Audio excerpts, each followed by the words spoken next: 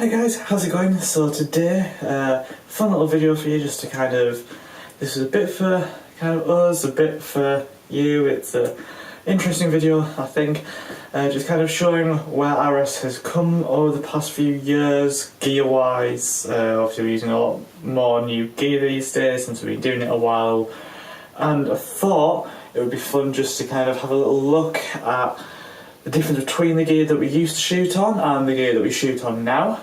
So I'm going to blow out the phone and actually show you what I'm currently doing with my recording setup.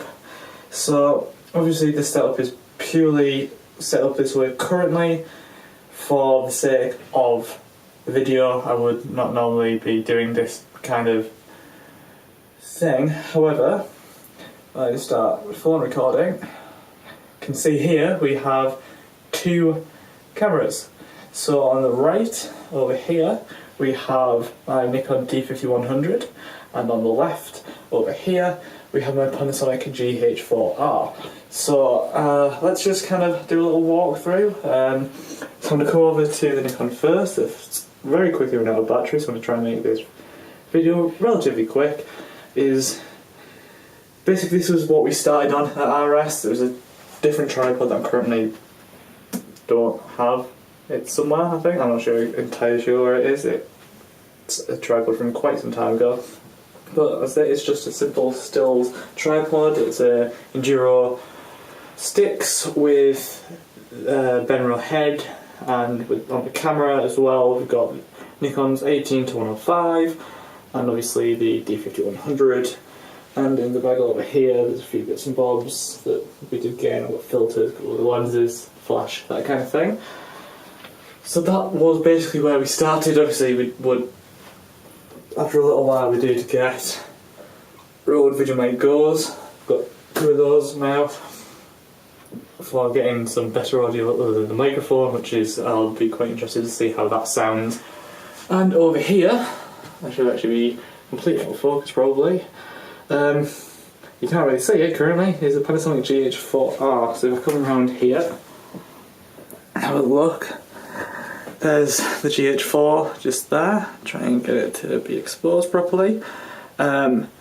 This obviously is a current camera, and as of recently, which is what inspired the video, I got a bunch of new stuff to make it easier for shooting video. So I'm just going to come round over here.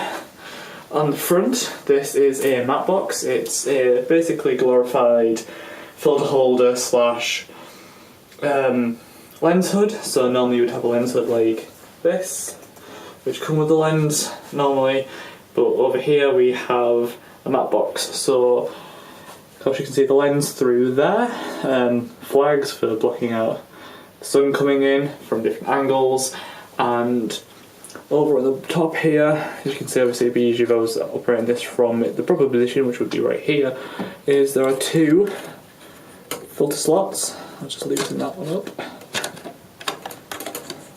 One of them.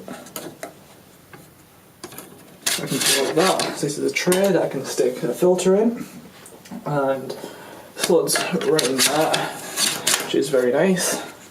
It just screws on with a couple of screws on the side, just to keep it nice and tight, just there. And the other one that you can see there actually rotates, so I'm going to be getting a polarizer. It's actually catching on that cable. And it's a polarizer so that I can actually use a polarizer in there, which will be really nice. If you come around the side, it does have some more rods, and rods are very important. It's what these are mounted on.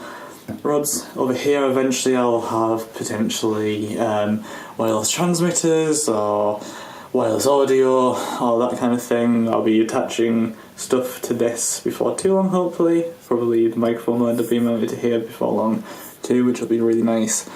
And then come back around this side, there is a follow focus, which is just this really nice gear system for pulling focus. You just turn that, and that's just changing the focus, and you can be very careful and very precise, and that's just hold on to the lens with an attachable gear that's just made out of rubber. I'm going to be getting some custom metal gears for some of my lenses later on in the year, which will be a really nice upgrade. And it's just because they're continuous, so they don't have this extended little bit where you're not actually getting to use certain parts of it, so you can just keep going with a continuous one. And on cinema lenses, which I'll eventually own, the gears are already installed onto the lens. They're built in like part of the lens. So coming back up here, you can see we now have a video monitor, so I can actually see myself, or in this kind of setup I can also see what I'm doing much better. You can see there's red lines. That's because there's the framing markers coming from the camera, and the focus peaking's turned on. It'll just turn off focus peaking, which is one of these. Then you can see there isn't any of the red marks, but I can, which is kind of hard to see, put aspect ratio markers, which is really nice, means I can actually shoot to specific aspect ratios. I can also do false colour, so I can see what's properly exposed.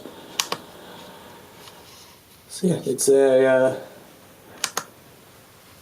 very nice setup for being able to view what I'm doing. It has more accurate audio markers, better histogram, all the vertical for landscape shooting, or for still shooting when I'm shooting stills on this camera. Next up, small rig handle attached for your cold shoe, and there's another cold shoe over here that I use to attach the microphone. And the cold shoe on top of this is the mounting for the monitor, which normally would be facing the other way around since I would be operating the camera from behind it. And just under here is a Andor quick release plate that's Arca Swiss mount, so I've got the bottom of the cage attached into the Arca Swiss plate that's attached to this, that is then attached onto the the rod clamp, which goes onto the tripod plate for, I'm trying to keep exposure right here, which of course goes onto the tripod. And this will be getting adjusted slightly later on in the year, but for the most part that's staying pretty much how it is. I'll be doing there's quite a few reviews coming up of all of this gear, so I'll be doing the matte box, the follow focus, the video monitor, the cage, all that stuff. It'll be coming very soon. Yeah, so I'm going to stop recording my phone and finish up this video.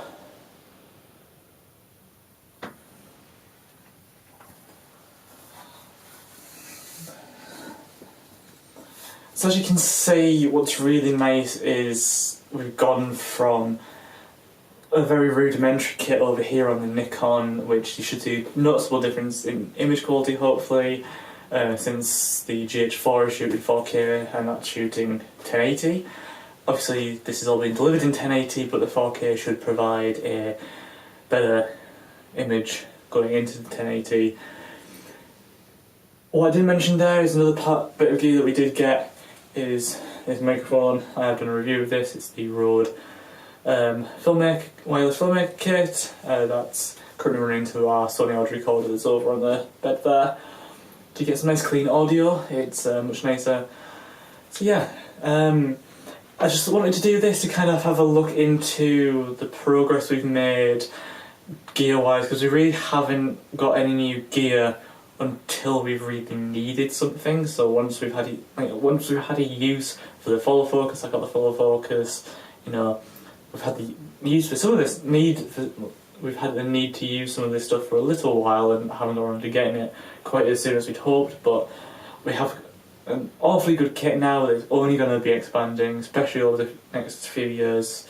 Once I start working a lot more, I should be able to improve all of this gear quite significantly, which should be very nice to see how it expands from this point.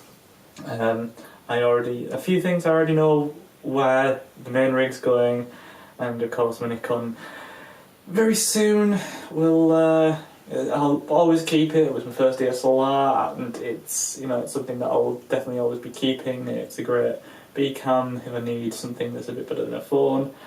However, it's a camera that I don't really have a need for on a daily basis anymore. That's going to be getting boxed probably by the end of this year, since I just don't have such a distinct need for it. Because of obviously getting the Panasonic GH4, we got all this rigging stuff, it does great stills, amazing video, so yeah, especially with some of the new tools like the video monitor up there and so on, and once I get some filters that'll fit into that filter holder, the